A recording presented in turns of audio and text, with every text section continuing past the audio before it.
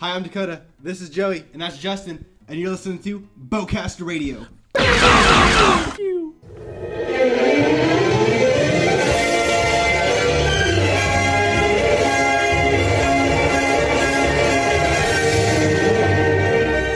Alright guys, today we're going to be talking about Poe Dameron #1.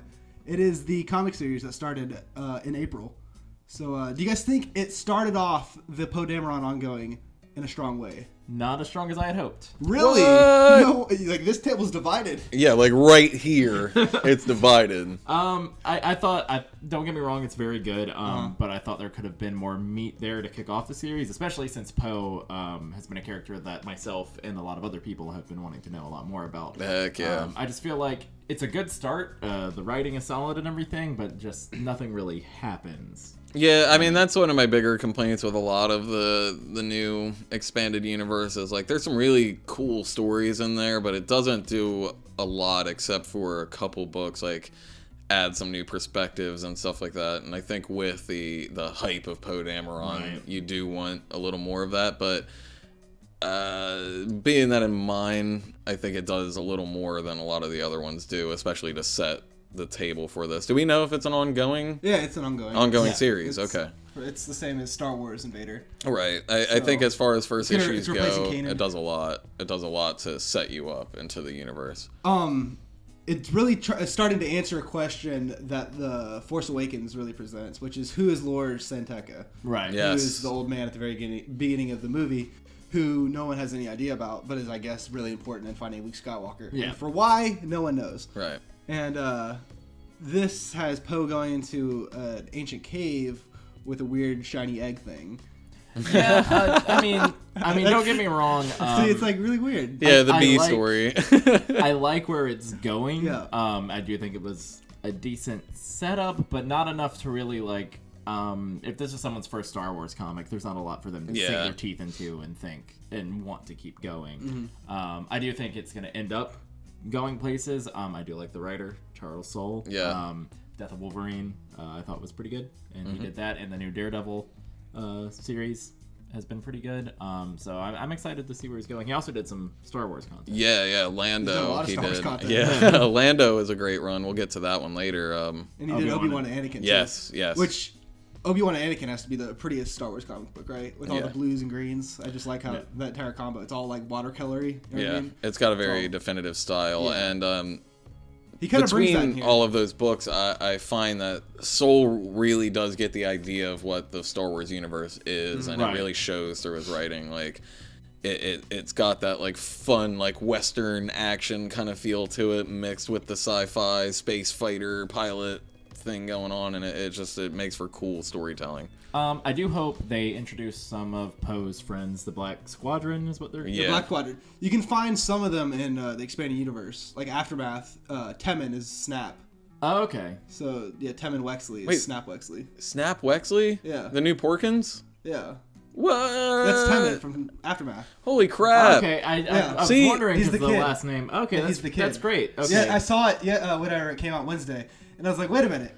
And I went online, I was like, is this Temmin? And I was like, yeah, it is. I was like, whoa. That's insane. Yeah. See, you learn things on the BowCaster Radio. Well, I was about to say, I want to see them more developed, but... You can find them a little bit. And apparently they're in Jakku now, which is, I'm guessing is eventually where Aftermath 2 and Aftermath 3 are going to go. But that's a different little story. Yeah. But Poe, I feel like Soule really nailed who Poe is. He's kind of like that Han Solo kind of snarky, badass, hey, suave, like, hey, pals, let's not fight. Yeah. His characterization is spot on in this book. It really is. You feel like it's Poe, and then the artwork really delivers, like, as far as like capturing his likeness. Leia's likeness is killer, man. He does a better job of capturing Leia Organa than Carrie Fisher does.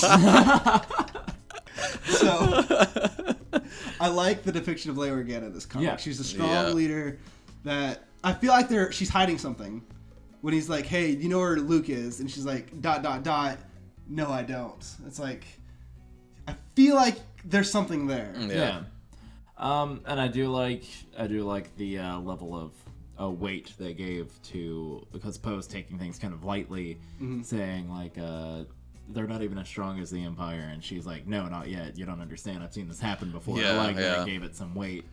anchored it down a little bit. I agree, and I like that they are playing on the fact that, like, since the galaxy's so big, there's no way that, like, you know, the same news travels everywhere, and so it's easier within, like, a 30-year span to, like, lose sight of, like, such a crazy group as the Empire, you know, and you can fall for, you know, like, oh, maybe they weren't that bad, and, like, that you don't realize the full threat that you're dealing with the First Order, and that was cool. I like that a lot. For sure. Yeah. I'm curious if they're going to develop how the First Order started in this, because this happens right before 6 or 7. Yeah. So the First Order is already established and pretty ruthless and all that. Well, if you remember in Episode 7, the First Order really made their announcement that they're here in a big way when they shot off. When they destroyed. Was that Chandrilla? I don't know. 7 planets. Yeah. Right. Yeah. Whatever system. One of the systems. Yeah. So that was their announcement in a big way. So I don't think it's going to be an issue that no one really knows who they are. Yeah, they were like, hey, we're here, we're Nazis, we're taking over the galaxy. Yeah, that because they didn't really make their big announcement until Episode 7, so I don't think we're going to have that problem of, like, how does no one know who they are? Because a lot of people might not know who they are. Yeah, I mean, I think people underappreciate, like, the scope of how big the galaxy is and how information wouldn't quite find its way all the way around, you know? Like, there were probably certain worlds that fell and were still under Imperial rule and never, you know, felt the rebellion or the Republic reach their way. Like Jakku, nobody cares. Yeah. Their leadership didn't change during all that, so, like, why would any of those people care, whether it's Empire, First Order, New Republic, Old Republic, any of it? I can understand why they didn't do this, but I really would have liked it had they made the comic a little earlier, showing Poe even before 7, setting up the start of the Resistance and all that. Yeah, I thought it was going to be his journey to becoming the badass pilot that he's represented as. Yeah. It was interesting to me that they said it so soon, before the events of the movie. I can understand why, because the movies haven't exactly come out yet, so they don't want to spoil anything. You know, they're kind of limited in the scope of what the stories they can tell so close to 7 and stuff like that. Like, who is Snoke? We're obviously going to find out who Snoke is in the movie. What's up with Kylo? We're obviously going to find out. Yeah. So they're kind of limited in that aspect. And the story they did tell, I find slightly... I'm interested. No, don't get me wrong. By me saying that there wasn't a lot there, I'm not saying that it's a bad book and that it's not interesting. I'm just saying there's, like... In a lot of number 1 issues, there's always, like, that moment. Yeah. Like, oh, I've got to keep doing this. And this one doesn't really have that. It has a lot of...